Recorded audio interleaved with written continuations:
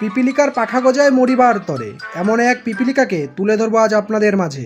আগামী দিনে মুসলমানরাই বাংলার সরকার চালাবে, ওই লক্ষ্মী ফক্কি হবে না, অলক্ষ্মী কোনো নাম ছুব।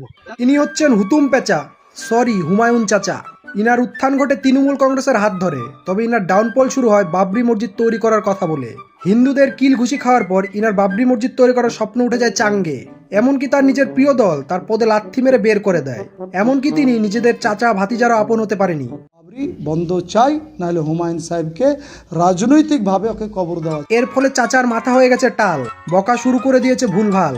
বলে আমি একাই ছোট ছোট শরিক দলকে নিয়ে, কয়েকটি রাজনৈতিক দলকে নিয়ে, মিমকে সঙ্গে নিয়ে আমি 182টাতে আসনে প্রার্থী দেবো, আর 162টা জিতে আগামী দিনে মুসলমানরাই বাংলার সরকার চালাবে। আরে চাচা, স্বপ্ন দেখা ভালো, তবে জেগে জেগে স্বপ্ন দেখা কতটা ক্ষতিকারক আপনি জানেন? ইলেকশনটা যেতে দিন, তারপর বুঝতে পারবেন। ভালো থাকবেন, সুস্থ থাকবেন, ইলেকশনে অনেক শুভকামনা হুতুম চাচা।